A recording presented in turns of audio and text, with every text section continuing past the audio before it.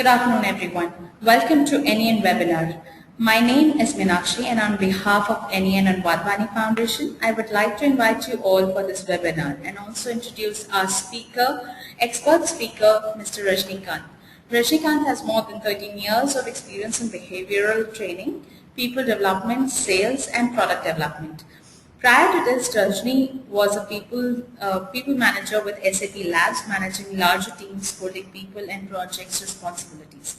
Rajni's passion for developing people, his instant ability to connect and help them to change their way of thinking are some of the unique capabilities of his training programs. Rajni holds a People's Management Certificate from Dale Carnegie Institute, Situational Leadership Certificate from Ken Blanchard, Training Diploma from OMI Institute, and Certified NLP Trainer from NLP. Rajni is a well-known lean and agile management trainer with immense experience as a coach, mentor for various lines of business in different organizations. Rajni brings a lot of experiential learning from the industry and ensures personal effectiveness through this program. Today he will share his experience having worked with companies and an entrepreneur of different size, right from an early startup stage to mature PE-backed companies. Before I hand over the floor to Rajni, here are a few reminders for the audiences. You will be on mute. You may ask a question by typing in the panel provided. Over to you, Rajni. Rajni? Thank you, Meenakshi. Thank you. Very good afternoon to all of you, and welcome to the session, Building High-Performance Teams for Startups. I'm Rajnikanth. Thanks, Meenakshi, again for the nice introduction. My passion is helping people to grow, to develop in corporates and as entrepreneurs. So today I'm going to share with you some of my few experiences and insights on how to build high-performance teams. Whenever we ask this question to us, how do you really build high-performance team? The immediate answer which comes to us is the expectation from the people. The first question that comes to any employee, even before he joins a startup, is, what is going to be my growth? If you as a startup CEO or a manager is able to make him realize what is meant by growth for that individual, I think you have taken the first step towards building high-performance teams. So, what is growth? Is experience growth? My brother, who works as a business analyst in one of the companies, when I asked him what is growth, he says, I have 10 years of experience and that is growth. At the same time, when we were discussing or having this conversation, we were traveling in a lift, and there was a lift operator whose daily job is to come and operate the lift and then go from the first floor to the 14th floor and come back from the 14th floor to the first floor. And this lift operator says he has 14 years of experience operating lift. Is growth experience? Might not be. For many people, 20 years of experience is really 1 year of experience repeated 20 times. Then what is growth? Is money growth? A lot of people, a lot of entrepreneurs, when I talk to them on a regular basis, they say, Rajni, we are able to make a lot of revenue from our business, but as a person or as an individual, I am still not growing. Is money growth? Then that's another question to talk about. Some people talk about success as growth. Is success really growth? Sometimes we set very, very small goals to ourselves and try to achieve success and finally say that I'm successful. But is that success really growth? Might not be. Then what is growth? Is failure growth? Harvard Business School recruits people who are failed entrepreneurs, and they are given the first preference because the kind of experience they bring in. So is failure growth? Not sure either. Is title growth? Many people in organizations and corporates aim for titles. They wanted to go from assistant vice president to vice president, and from vice president to senior vice president. They go behind titles, and once they get a title, they're not sure what to do next, or they're not happy completely. So is title growth? Or is progress growth?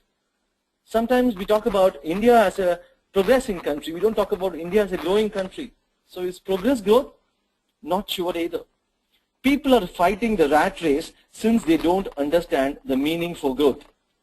People are jumping companies because they don't understand what is growth. So what is growth really? A beautiful example can be narrated to a child. When a child is born, we don't say the child is growing. Then when do we say a child is grown up? We say a child is grown up when the child is able to contribute to the family, when the child is able to take responsibilities to take care of himself within the family. At that point of time, we say that the child is independent, the child is growing because the child is contributing in many ways into the education, into the family, into the welfare of others. It is contributing. At the same time, it is taking higher responsibilities once a child grows up. Okay, another beautiful example could be a plant. When do we say a plant has grown up? The plant has grown up when the plant is able to contribute in terms of shade or in terms of fruits. Only then we say the plant has reached a grown-up plant.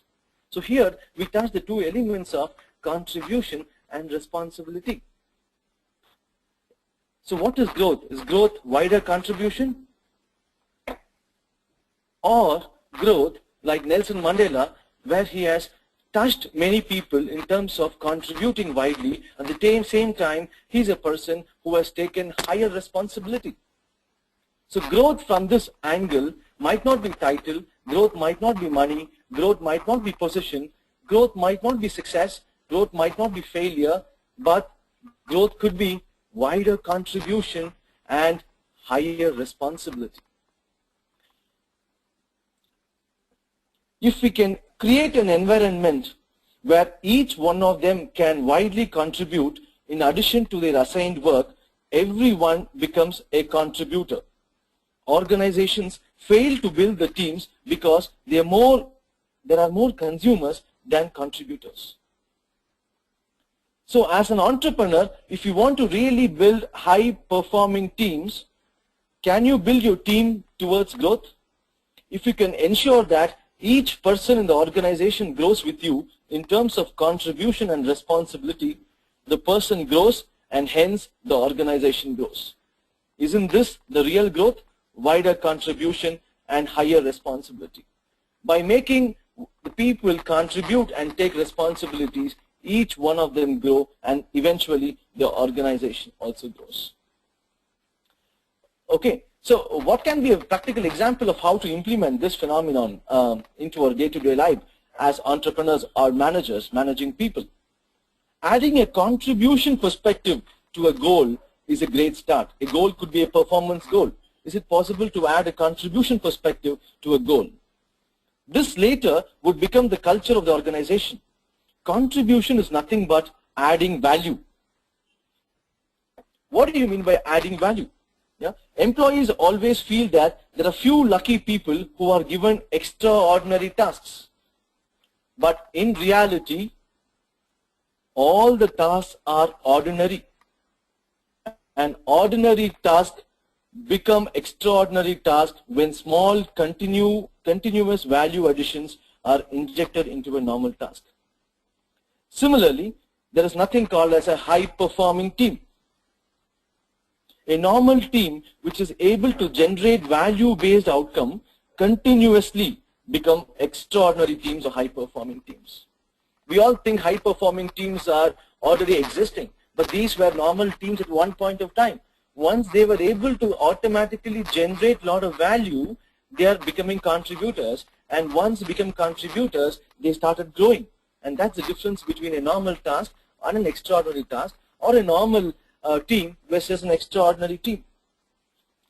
A beautiful example is in one of the top service companies, the practice was to assign a mentor to an employee even before he joined the organization. This is what they talk about contribution. The mentor is given a budget to have at least 3 informal meetings with the employee before even they join the organization in a coffee outlet or a mall. So this is the kind of contribution they wanted to give it to the employee. Okay, so we have understood what do you mean by contribution. We have understood what do you mean by responsibility. We say contribution is adding value, but what do you mean by adding value? There is a beautiful law for adding value. Your true worth is determined by how much more you give in value than you make in payment. A beautiful example is that day we went to a Starbucks coffee outlet in Kormangla, and the beautiful example was we went and we had a nice drink with one of my friends, and over a discussion we found that we are not carrying enough cash or card. So we said we will pay by check since I was carrying a checkbook. Unfortunately, the principle which Starbucks follow is they don't entertain checks. So I was a little embarrassed because I was not carrying my card, neither my cash. I told them, what should I do right now? They told me, sir, you are a genuine customer to Starbucks. We would like to offer this particular drink free of cost to you. And from the next, every weekend or almost twice in a month, I take my friends to Starbucks, because the kind of experience they give, the kind of value which they give is much more than what we make to them in payment. That is called as the law of value. The mentorship example which I told, the organization assigning a mentor to an employee even before the employee joins in gives such a beautiful feeling for the employee, saying that the organization cares for the employee. That experience the employee might not get anywhere, and that's how the employee becomes loyal to any organization. So this is what I wanted to really touch upon. If you're able to make what do you mean by growth very clear to each and every employee of yours, and if you make them to contribute, I'm sure you grow, the employees grow, and the organization grows along with you. Many organizations at the time of recruitment fail to tell employee what is growth, or fail to understand what is growth for that particular employee. That is why we have a lot of expectation mismatch which is happening. So this is a very, very important aspect if you want to really build a high-performing team. Understanding what is growth, understanding what is contribution, understanding what is responsibility. Okay, going further, I would like to touch on the very important topic called as motivation. We all know we can have a high-performance team only if these teams are highly motivated. Yeah, that is a universal truth, but how do we motivate these teams? So I wanted to give a paradigm shift into what is relevant motivation to build high-performing teams for today's situation. Like any operating system, there are also versions for motivation. Initially, there was something called as Motivation 1.0. The Motivation 1.0 spoke majorly about job security, majorly about the salary which it is being paid to the employee, and from the role point of view, what role the employee is going to play. Okay, this existed for some time, and then Motivation 2.0 came into the picture, which means that if I wanted to motivate an employee, I have to give more additional benefits in terms of higher bonus, higher reward. We recognize him very strongly, more on a carrot and a stick approach, which means that if you do this thing, I will give it to you. If you meet this, I'll give you a promotion. If you stay longer and complete this particular task, I'll give you 1 day off from your weekly work. So this is called as carrot and a stick approach. If I give that, you will do that. If I don't give that, you will not do that, kind of an approach. And even now, many of the organizations are following the Motivation 2.0 approach. That is why we feel the teams are not motivated, because this might not be completely relevant for today's situation. Okay, so what is going to be more relevant for today's situation? Okay, now we come to the new Motivation 3.0. This is the new version of motivation. This is called as 3.0, which talks about autonomy. Autonomy talks about more how the people are empowered in taking their own decisions with respect to align to the organization goals. Engaging, how it is important to engage people in every decision making wherever possible, and how to collectively and collaboratively take a decision and help them to execute, giving necessary support. The third is helping the employees' purpose of why they have to join an organization match with the values of the organization, and then derive a common purpose and support each other in the common purpose, which means the employee supports the organization for its purpose and the organization supports the employee for his or her own purpose while they're working. In 1995, there was a discussion with an economist on creating two encyclopedias, okay, and one created by Microsoft. Microsoft came with an approach saying that they will create an encyclopedia, and the name of the encyclopedia was called as MSN Encarta, where they paid professional writers. So their professional writers contribute to this encyclopedia in terms of articles, and they were regularly paid huge sum of money.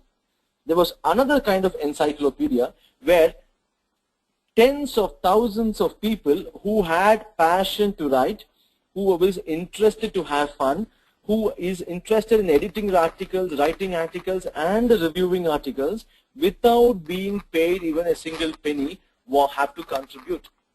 So they had these two approaches of developing one encyclopedia. And believe me, the first encyclopedia which released by Microsoft was MSN Encarta, but the encyclopedia which was done by 10,000s of people without having any reward mechanism, just by contributing to this particular purpose of having fun, engaging, having enough empowerment for contributing on this article, finally turned out to our famous Wikipedia. Think about the operating system of Linux and many other operating systems. The Linux operating system, which is an open source operating system contributed by many people across the world, is used at least in one of every 4 computers. So today people wanted more in terms of what they wanted to learn and how they can create a better world. This is the kind of motivation people are looking at using these 3 elements called as autonomy, engage, and purpose. So this is called as Motivation 3.0, and this is going to be the future of motivating high-performing teams.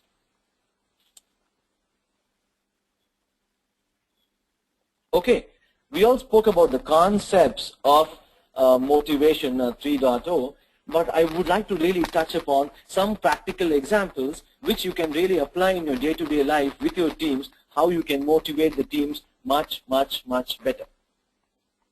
To start with, this is called as encouraging innovation. What do you mean by encouraging innovation? For example, Google has this concept of 80-20, which means that 80% of the time any employee will work on the projects that are assigned to them, and 20% of the time employee can choose to work on any project of their interest which will contribute to the organization's value. So this is, and they run this as thank God it is a Friday, for example. Every Friday afternoon they take a break, and then employees are asked to contribute on different projects. As a result of it, 3 important innovations came out of Google. One was the Google Mail, which was founded by engineer Paul Butchett in his 20% of time. Second was Krishna Bharat was frustrated by how difficult it was for him to find online stories. He invented Google News with millions of visitors every day. Another beautiful example from 3M is 3M's president, William McKnight, and the chairman of the particular company encourage employees to work on something different from their ordinary work in this 20% of their time. And one scientist was really a technical guy, his name is Art Fry, came up with the invention of Post-it. I think all of you would be using Post-it in your day-to-day life. And this Post-it is one of the most popular offerings. Now it is available in 600 varieties and used across 100 countries. This is the kind of encouragement or the support these big companies give for innovation. So as entrepreneurs building great products, is it also possible for us to give some time for the employees to work on what they wanted, but from the contribution angle? This will make a great difference. So encourage innovation. 20%, 80% is one rule which you can follow to encourage innovation. This is a beautiful audit some of the product companies follow, called as an empowerment audit, which says that, yeah, we all feel many times that we have given enough empowerment to our employees, but do they also have the same feeling that they are properly empowered? We don't know. So it is important to conduct a kind of a 360 feedback or an empowerment audit. Could be a 1 page or 5 questions just to check whether the employees feel they have enough empowerment or not. Please understand, if there is no enough empowerment for the employee switches organization because they are not motivated. Yeah. The third aspect is one very important aspect some of the Fortune 500 companies, or successful Fortune 500 companies does, is involve employees in goal setting. Many of the conventional companies have top-down approach of goal setting, saying that what are the organization goals, what are the business goals, and what are the team goals, and what are the employee goals. There is no say for an employee to decide on the goals. Here, can we also empower them to set their own goals? So 90% of the goals or 80% of the goals we can have organization goals, but 20% of the goals can we have employee goals, where the employee wanted to contribute. This is what initially I said in the beginning. It could be 20% could be a contribution goal, and let the contribution goal decide by the employee. This will bring them more engagement in satisfying or meeting their goals. The fourth, create an environment that helps them to be creative. See, for employees to be creative, they have to have different kind of an environment. For example, one of the companies like SAP has an environment. They use something called the design thinking space, where people go to the design thinking space, where you have set up like an unconventional seating chairs, you have some video games kept there, you have some indoor games kept there, you have a wall where people can just scrabble about all the ideas, and whatever they think, they can just do in that particular environment. So a lot of people spend a lot of time for thinking space, because why organizations are not growing? Because people inside the organizations are not thinking. If you can really create an environment for people to be creative, that will make wonders. The next question from you could be, how do we create an environment that will help or foster creativity? Don't worry about it. Please ask your employees. Like these initiatives, please give these initiatives to the employees and ask them to drive it. That will bring a great employee engagement index to your organization. And many leaders think we have to always make our teams comfortable. But making comfortable, many teams, the survey talks about many teams getting demotivated, because people are in the comfort zone. They don't want to take extra, or they don't want to do more. One of the best way of motivating is to make your teams uncomfortable by really giving stretch targets. By giving stretch targets and working on little pressure, I'm sure the teams will come together and exchange a lot of motivation between each one of them. The risk factor is the manager should know what is the right amount of stretch. Point number one. The point number two is the manager should eventually know how much support he has to give it to the team. Under these situations, you should have the managers or the CEOs giving excellent support for the employees to perform under high pressure situations. Believe me, this works magic. Okay, rewards. We always think the rewards is going to be only annual bonuses or the pay hikes, and employees normally wanted a hike or a bonus. Have you ever encountered a situation that you give a 10% hike to an employee, and after 5 days he's again demotivated because he's looking for 5% more the next year? So these type of extrinsic motivations die after a point of time. The biggest motivation are intrinsic motivations. Okay, so how can rewards be intrinsic motivators? One of the mechanisms which you could follow is something called as a peer-to-peer reward. What do you mean by a peer-to-peer reward? A peer-to-peer reward is given to the employee by the employees of a team. Say suppose you have a 20-member team. Every month you nominate the most valuable player in the team, and the most valuable player in the team is nominated none other by the other team members.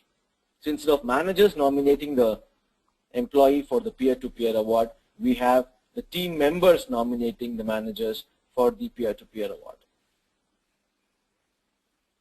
Second important aspect is which one of the very important aspects for reward and motivation is sending a thank you card to the family. So the employees work for the organization day in and day out, right? So and the most important for an employee to work and increase his productivity is when he gets necessary support from his spouse or from his parents. So as an organization, isn't it our responsibility to also thank the family for supporting them? A company like Microsoft sends a thank you card to the family members saying that thank you so much for helping this particular employee contributing to our organization. For this, we really thank you for supporting us. And I've seen many of the parents laminating the thank you card from the organization and posting it into their walls. Third is, give them a surprise spot award. Spot award works magic. Many times we wait for the year-end appraisal to happen, or for an all-hands meeting to happen, or for an occasion to happen to get a reward. But catching the reward at the right time and rewarding the person is the most important aspect for motivation.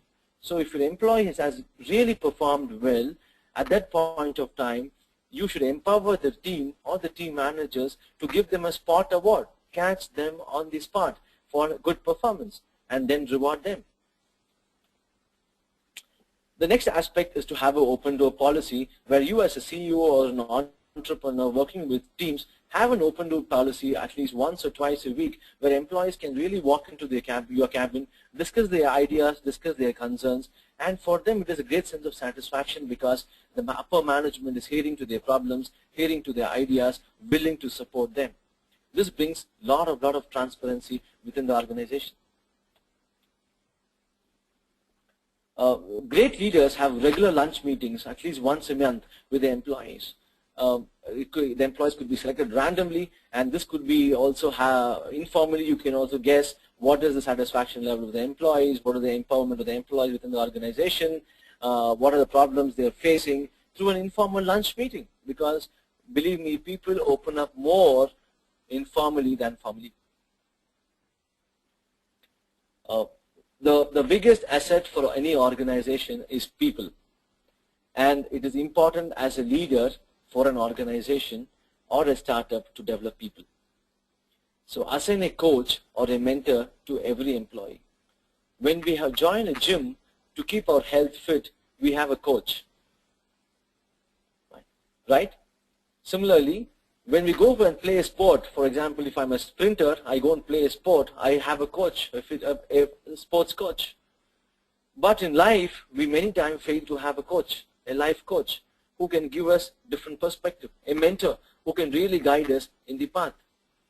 It is important for organizations to have mentors and coaches for employees. Many organizations start with this good concept of having mentors for the employees when they join up, but once they get experience, that philosophy gets faded away. But from my perspective, the organizations develop or grow only when the employees grow and only when the employees have enough support to guide them. So it is important for organizations to have coach or mentor for employees throughout their career or stint within the organization. Startups, I think this is a beautiful example to talk to you. Initially, you prioritize learning over profitability. Similarly, even for developing employees, it is important for you to prioritize learning for them than profitability. Because once employees develop, the contribution to your organization is going to be much higher. The contribution to the organization is going to be much higher. I'm sure profitability is also going to be much higher. So this is an aspect or an idea where you can practically start implementing the concept called as Motivation 3.0.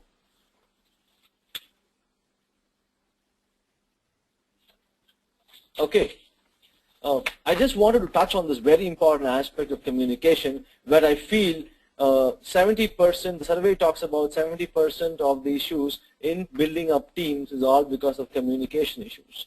So how can we as a team avoid communication issues, or what all the aspects we have to encourage our employees to communicate effectively? So one important aspect I want to talk about is what you can see in this slide. In this slide, if you see, there are 5 monkeys scratching their head. There is a banana on top of the ladder. There is some water on the banana, and a lot of question marks all around. The story goes like this. The first monkey tries to take up the banana. At the time, the scientist around this cage showered cold water on this monkey. The monkey is frustrated, comes down the ladder, and goes to his seat. Now the second monkey is trying to take up the banana. So what happens when the second monkey is trying to take up the banana? The first monkey pulls the second monkey down. The third monkey is trying to take up the banana. The other 2 monkeys pull the third monkey down. The fourth monkey tries to take the banana. The fifth monkey tries to take the banana. All the monkeys pull the monkey down. Now the scientist cleverly replaced the first monkey, the first old monkey, with the first new monkey. Now when the first new monkey is going to take up the banana, the other monkey pulls the monkeys down. Then the scientist replaced the second old monkey with the second new monkey, third old monkey with the third new, fourth old monkey with the fourth new, fifth old monkey with the fifth new. And very smartly, they stopped showering cold water. Even after 2 years, they found that none of the monkeys were trying to take up the banana, which is kept on the ladder, because they assume that something will happen to them if they go and take up the banana. They fear that since my previous people or my predecessors did not try this, I also don't want to try this. So many times, like these monkeys in this scenario, we as a team or employees in the organization also fail to ask why, because fearing rejection, fearing what others would think, fear the assumption-driven angle. So we work on a lot of assumptions and a lot of fear. So many times the fear or the assumptions can be eradicated only by asking questions. If these monkeys have taken the courage to ask the question, why should not I go and take the banana, the answer would have been very simple. They would have benefited. Similarly, many times, because we don't ask any question, we get a time delay. Because we don't ask enough questions, we get a customer requirement totally wrong, and the delivery goes completely out of the way. So as managers, it is important for each one of us to help people ask questions or encourage people ask questions. And I want to share you a very, very important philosophy or a proven practical technique how to ask questions in order to find the root cause of the problem. This is achieved by something called the asking why 5 times. The power of asking is very important when you talk to the customers. The power of asking is very important when you talk to your teams. The power of asking is very important when you coach employees to do that. So how do you really help the employees to find the root cause of the problem? By asking why 5 times. By asking why 5 times. Okay, how to ask why 5 times? Why. Very simple. This is how we ask why 5 times. The why is part of the lean management concept pioneered by Toyota, and they implemented this example practically. A supervisor comes to a manager and tells his manager, "Sir, the mission which is not working right now." So normally a manager, what he does, they will ask, "Okay, supervisor, please go and service the mission," which might be a huge cost. But this manager, knowing the 5 why concept, asks the supervisor, "Why has the mission got repaired?" First why. The supervisor thinks for some time and tells that, "Sir, the mission got repaired because the spindle shaft in the mission is not working." The manager, again, wanted to apply the 5 why concept, asked the why the second time. Why is the spindle shaft not working? The supervisor goes and finds out and comes and says that the oil pump within the spindle shaft, which was rotating, is not rotating properly right now. The manager applies third why. Why is the oil shaft not rotating properly? The supervisor analyzes the problem again and comes and says the oil pump is not lubricating because the air filter is blocked. The manager looks at the supervisor and asks again the fourth why. Why is the air filter blocked? The supervisor thinks for some time, goes back and says, sir, the air filter is blocked because there is a lot of dust in the air filter. The manager now is applying the 5I, asking why is there the dust in the air filter. The supervisor thinks for some time, goes and sees why there is a dust, and finally finds that the person who has not cleaned the dust in the air filter is absent for 2 days. So the person who is supposed to clean the dust in the air filter is absent for 2 days. So the manager went to the oil pump, took the air filter, cleaned it, and finally the whole machine was working. This is how you can find the root cause of any problem by applying the 5I techniques. Remember, the 5Is apply to find the root cause of an issue and not the root cause of a person. So when an employee comes up with a problem, it is not the manager's responsibility to answer the problem. Many managers feel extremely satisfied when you are solving the employee's problem. And please remember, it is not your duty to solve the employee's problem, whereas it is your duty to find the employee, solve the problem on his own by going to the root cause analysis. So next time when an employee comes with a problem, ask him to apply the 5Y techniques, ask him to find the root cause of the problem. From the root cause of the problem, ask him to give you at least 3 solution proposals to find out the problem. So this techniques will help you to start concentrating on many other bigger issues than small issues which crops up daily between employees. So for me, this is a very, very important aspect which is clearly missing in most of the team, the power of asking or helping the people to find their own answers. Okay, quickly I wanted to give you a small formula or a method or a technique how you can help bridge communication gaps. A very important aspect of an process or an agile management practice is something called as a Scrum meeting. Many product companies follow the Scrum meeting, and this brings all communications issues to close. So what is a Scrum meeting? One, all Scrum meetings are stand-up meetings. Scrum meetings, you invite 15 to 20 employees, ask them to stand in a circle in a conference room which has no chairs. It is mandatory that employees should not sit when they have a Scrum meeting. So I think it is intelligent to remove all the chairs in the conference room, and this should be a stand-up meeting. Second, the Scrum meeting happens only for 15 minutes. Only for 15 minutes every day. For example, 10:30 to 10:45, all employees should meet. They should stand in a circle and they meet only for 15 minutes. This takes place every day. And what happens in the meeting? In the meeting, everybody answers only 3 questions. Everybody answers only 3 questions. They talk about what did you do yesterday? What will you do today? Are there any roadblocks or challenges? I repeat, stand-up meetings are called as Scrum meetings. It happens 15 minutes every day. The employees come, stand in a circle, and they talk about only answering 3 questions. What did you do yesterday? What will you do today? Are there any roadblocks? Once everybody answers this question, the important aspect is at the point of time, we know as a team what we are doing. We know what are the issues with respect to the particular team. And we also know if employee is facing a problem and they are stuck and somebody has already solved the problem earlier, they can support them. If this is made as a practice in the organizations every day, I think we are faster in our growth.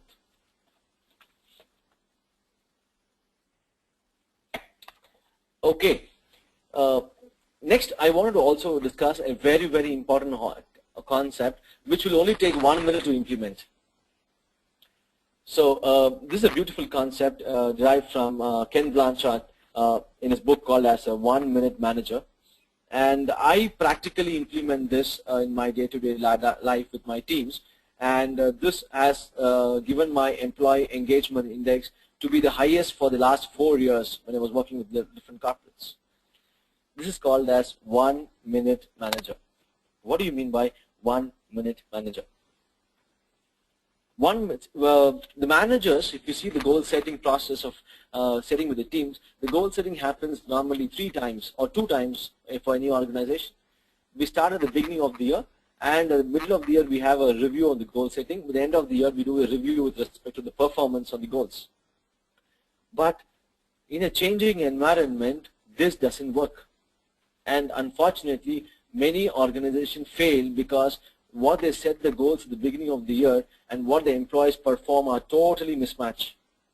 Have a total mismatch every time. So how to make this much better? So something we have called as 1-minute goal setting. The second aspect is we always wait to give appreciation, which is a great form of reward and motivation to the employees. We wait for some occasion to happen. We wait for forum to happen.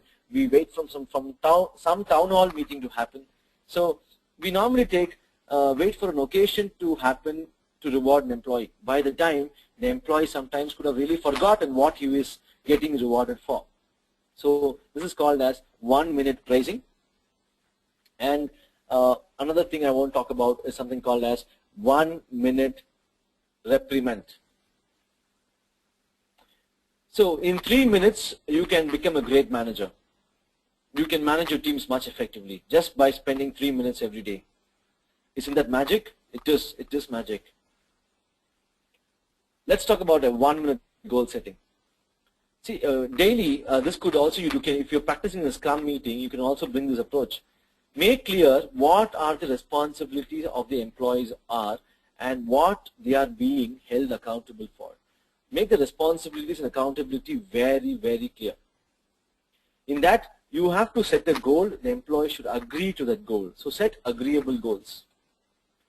And tell them what a good behavior looks like. If you're able to complete this particular report, this will add a lot of value to the organization, and we will be able to take this particular report and present it to our chairman or the CEO, who is going to meet a venture capitalist. And the report is going to be good. We are going to be getting appreciated by the whole organization. So this is what describing good behavior is all about. The third important step is write goals in 250 words. Many times the goals are just told, and you can clearly understand when one person is communicating and another person is just listening, there is a communication loss of 25% every time. So what you talk and what other person might understand might be totally different. For this, just take a 5x3 inch card and just write your goal, what is your expected behavior of the employee, and then give it to the person, saying that, for example, you can say that, okay, today, Ramesh, this is your goal for the day. You have to complete a business analysis report by 4 p.m. today, and then come back to me and then give me a small presentation on what was the report, what was the result of the report, and your analysis on this particular report. By seeing that, I will be extremely happy. Once I finish seeing this, I will forward this particular report to our chairman. So write the goal in 250 words, very clear, agree with the employee. And at the end of the thing, look at performance and how it has matched the goals and give feedback. Tell once a person has completed the task, tell him what was the goal about and what was his performance against the goal, and give immediate feedback. The entire activity will take only less than a minute if you start practicing it. This is called as 1-minute goal setting. Second is 1-minute appreciation. Can I ask each manager who is participating in this webinar to appreciate people whenever they find they're performing well instantaneously? Just spend 1 minute for you to appreciate the people. And if you start appreciating the people for the good work they have done, the people will be extremely motivated. And if each person is motivated in the team, that builds a high-performing team. Okay, how do you give your 1-minute praising? The important thing is catch them right and praise them. Once an employee is able to complete all his tasks, if an employee is able to meet his sales by 20% above the target set for him, catch them right and start praising them. Please be immediate. Don't wait till the end. Don't wait for an occasion to happen to praise. Just praising alone, the employee might not be motivated. Tell them or describe what they did right and what you liked about it. Employees are always connected by emotions, and so feelings play a very important role. So share your feelings on what they did right and how it helps teams and organizations. It is important to share your feeling. It is important to tell them what they did right. And not that, it's not over. Encourage them to do more of the same. So once you catch them right, once you give immediate appreciations, once you describe what they did right, once you're able to share your feelings on what they did right and how it has helped the team and organization, giving them an overview picture, and you encourage them continuously to do more of the same, believe me, this is called perfect intrinsic motivation. Anybody would like to get appreciated or noticed. Anybody working in a team wanted to get visibility. And anybody in the team would crave for appreciations. So if you're catching it right, and if you're making sure you're giving genuine right appreciations, please make it very often, catching them right and praising them. So this is called as 1 minute praising. Okay, this is the third 1 minute is talk about 1 minute reprimand, which talks about you're giving you feedback.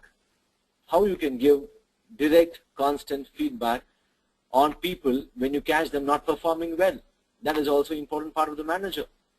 As a manager, it is important not to be famous, but as a manager, it is important to be right. As a manager, it is not important to be popular. As a manager, it is important to do things right. A right manager, a manager who does his job right, appreciates the right time, also gives tough feedback when the employees are not performing. So how do you give the feedback? Make it tough on performance and not on the person. Always we are talking about issue-based feedback. Whatever is the issue, whatever is the performance, we are tough on the performance and not on the people. And as praising, also feedback has to be immediate. Don't wait for the year-end appraisal and talk about the things you have done in February was not satisfactory, that's why I'm not giving you an exceed expectations. This doesn't work. The employee will lose credibility in the manager. Instead, be immediate, specific, and describe the poor performance. Tell them how you feel about what they did wrong. It is very important to tell your feelings as well again. How did you feel what they did wrong in spite of you setting clear goals for them? Encourage them and remind them how much you still value them as a person. See, the value is not getting appreciated. And you tell them that you appreciate them as a person or the value they bring in, but you're just tough on the issue. And very importantly, close the conversation telling them whatever we have discussed is over, mistakes can be made, but mistakes should not be repeated. That is a message you as a manager have to give your employee. So within 3 minutes, you can be a great manager. 1 minute goal, 1 minute praising, and 1 minute reprimand.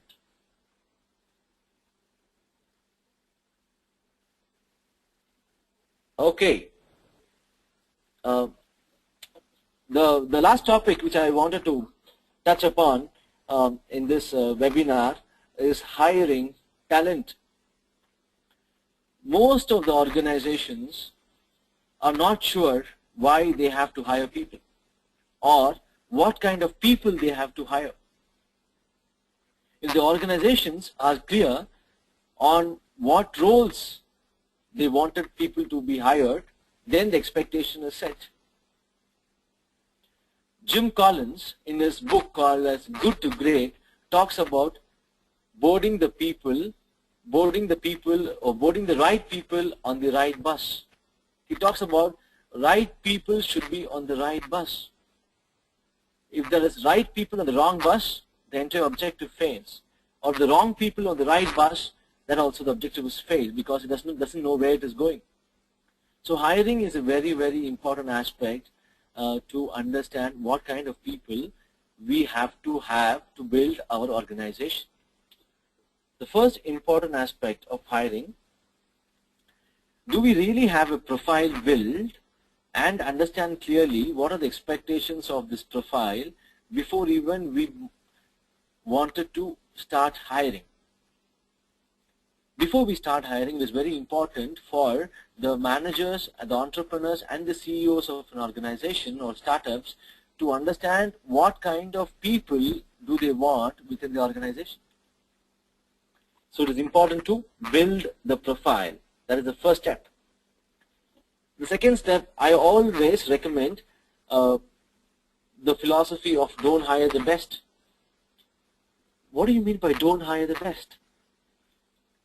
See, for example, for a maintenance kind of a role, if you're looking at to staff your organization, and if you have a very creative product development guy coming into your organization or a design guy coming into the organization, he might be the best in what he is doing, but he might not fit what you wanted. I interviewed one person who was extraordinarily brilliant, even than some of my high potential performers in my team 3 years back. Any question I ask him in the interview, he's able to give answers which is above my expectations. He's able to solve any puzzles, he's able to solve any algorithm, he's able to make a beautiful design to any problem statement which I'm able to give. I felt he's one of the highly capable person.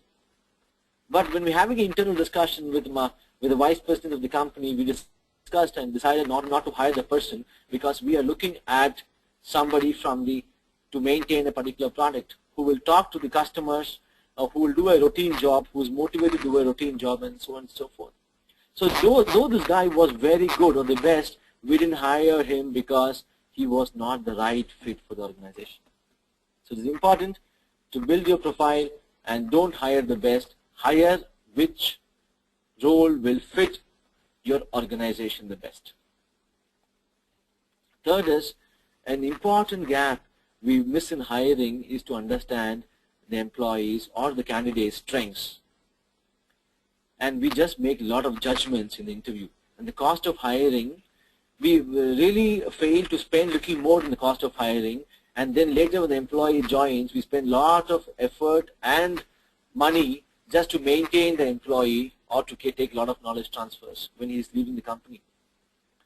What here I'm trying to say is, it is important to evaluate a person before he joins the company. It is important to find out what his strengths are. How do you find out what his strengths are before he's working? There are beautifully proven scientific tools, psychometric tools available in the market to find out the strengths of people. For example, there are tools like MBTI or disc profiling or the fits analysis and so on and so forth on the market, which clearly tells us what are the employees' strengths, what are the employees' weaknesses, and what is their natural inclination is all about.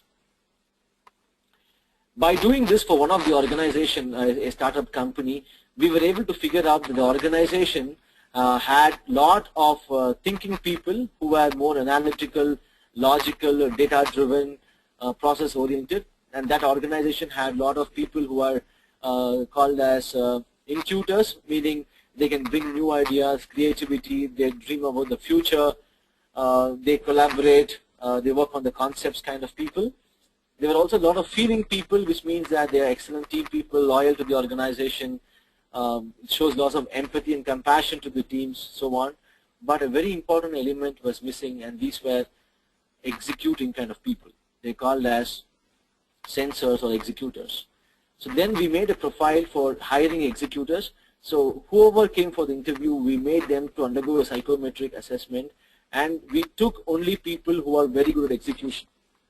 Through that, and this information came to us very clearly through those psychometric assessments. So it is important to understand people's strengths and then ask them to join the organization. Many times we feel that employees should multitask, they should do on a variety of tasks and all those stuffs. But if you want one person to be an expert on the topic, please help him to build on his strengths. Weakness cannot be converted as strength. Weakness can be made as a neutral. But remember, if each employee is able to work on their strengths and build on their strengths, I'm sure the strength of the organization is also will definitely go up. Another aspect is something called as a motivational fit. Check for the motivation. What are the values? Why is he joining a particular organization? What is his growth? What does he mean by growth? That's called as a motivational fit. Role fit, whether that guy will be right for what you are expecting. For example, you have a design profile and the guy comes from a maintenance background. Will he be fitting for a role fit? Then we have something called as an organizational fit. More importantly, the organization fit is important because the value of the employee and the value of the organization should match. The employee values and the organization value does not match. This does not go forward at all. For example, if the organization is not believing in an informal culture, for example, if the employee wanted to have his own timing to work, and the organization is not allowing a work from home kind of an option, it's very, very strict on the discipline front in terms of timings, then the value does not go well with the employee's value and the organization's value. So the person who's getting recruited clearly will be a misfit from the organizational standpoint of view. So hiring talent, for me, these are the 6 important factors. First, you understand the profile which you wanted people to hire. Second, don't hire the best, hire the right person. Third, know the strengths of the people. Fourth, motivational fit. Check what the employee means by growth for him. Check what you mean by growth for you. Match it. Role fit, whether he's right person for the right role. Last is organizational fit, whether your values of the organization and the values of the employee is matching. Okay, always I think the team strength is like this. Think of it as I to the power of V. An individual's power is raised exponentially with the help of a team. That's how we build the network. When the network grows, the organization as well grows. Finally, remember that relationships are like any living thing. If they are not getting stronger, they are getting weaker. If the emotional deposits with the team is not going higher, if the team is not getting motivated, then they are getting demotivated.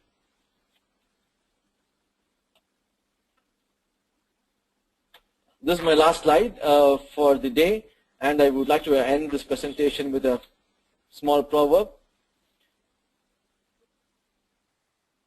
If you judge a fish by its ability to climb, then you spend its whole life believing that it is stupid.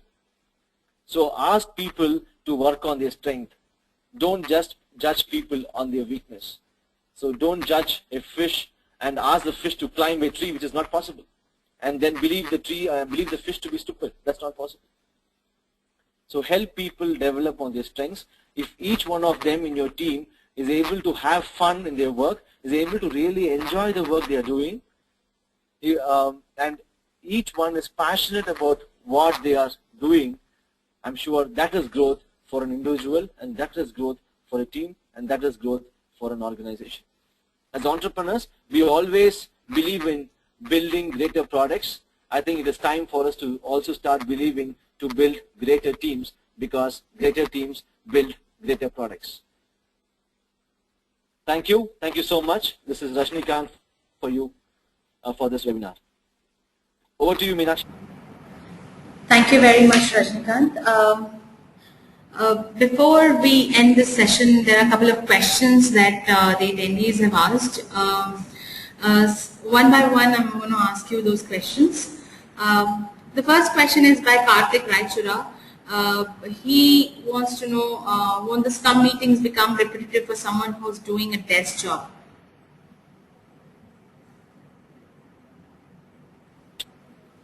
Hello? Yeah, Meenakshi, can you repeat the question, please? Yeah, the question is, won't the scrum meetings become repetitive for someone who's doing a desk job?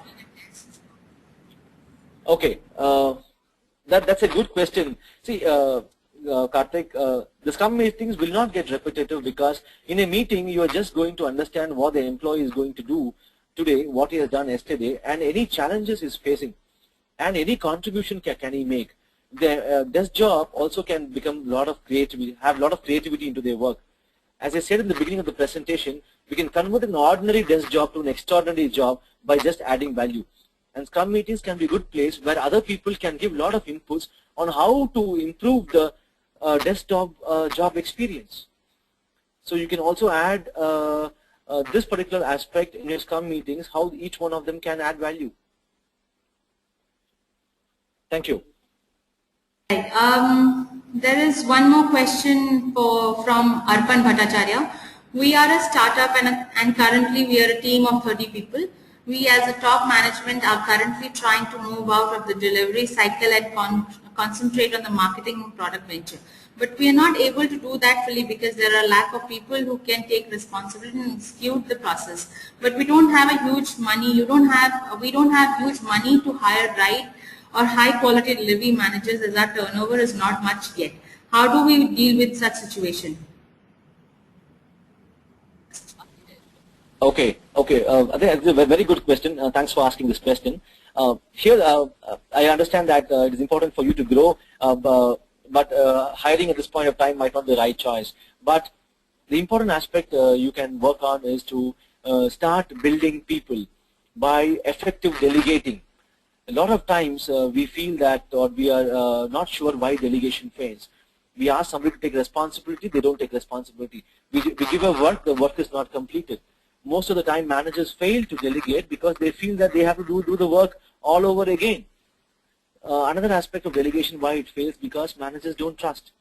But there is one important aspect of delegation. Delegation is successful only with development. So delegation with development is success. Delegation without development is failing. Which means that if you're going to delegate to somebody and if you're able to make them understand that this delegation is going to help them develop, and if they agree on this and start executing, they start taking higher responsibility, they start contributing. That is how you can build successors for your team, or you can build the second line of defense for your team. And at this point of time, I feel it is very, very important to build successors. So start delegating with development. Right. Thank you.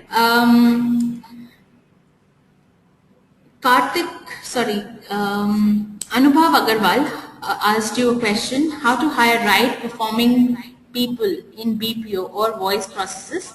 How to retain these employees in BPOs? Okay.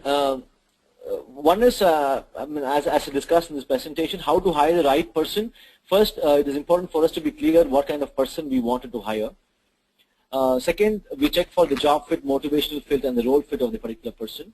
And third, the most important, to understand what the person is in terms of their strengths. A lot of times we recruit a lot of people into the BPO and then they leave the BPO within 6 months to 1 year. We're not able to retain them. One, we don't understand what do they mean by growth. So if we can understand what do they mean by growth, if we can really motivate them with the right amount of approaches. Today in this webinar, we discussed about at least 7 to 8 kind of approaches, and empower the team, because today's motivation is all about autonomy. Today's motivation is all about creating a better work atmosphere. So if you can involve people in this whole process, I'm sure they'll start getting motivated. And when you're hiring, I think it is important for you to understand the right profile and the strength of the employee before they join the organization. Thank you for asking this question. Just 1 minute. Okay, Siddhartha wants to know, will it not hinder the growth of a startup if they give 20% of the time for the employee's idea? Very good question, Siddhartha.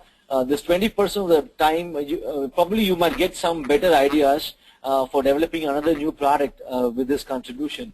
And just make sure that 20% employees don't spend on something which is totally different from the organization's perspective.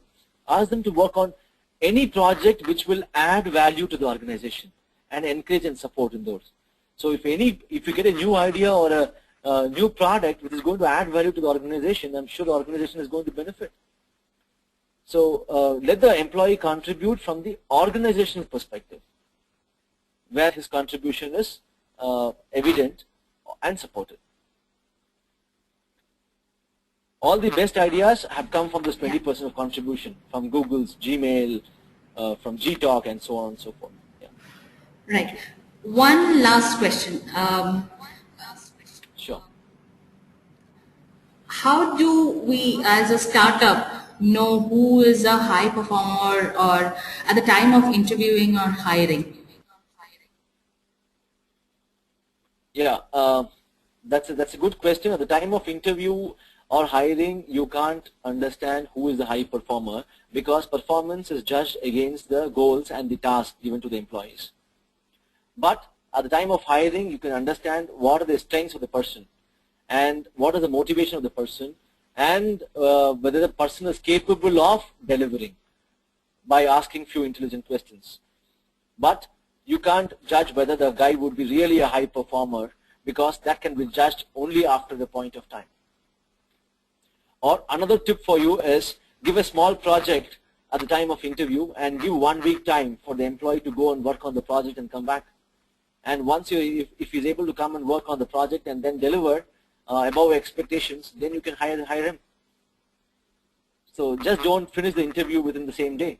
Take 1 week or 2 weeks to finish the interview. Ask him to give you a design or a prototype, which will help you to give it to the customer. Thank you.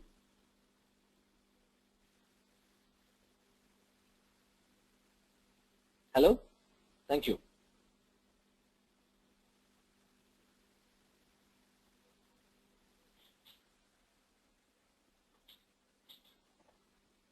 Hi, Meenakshi, you there?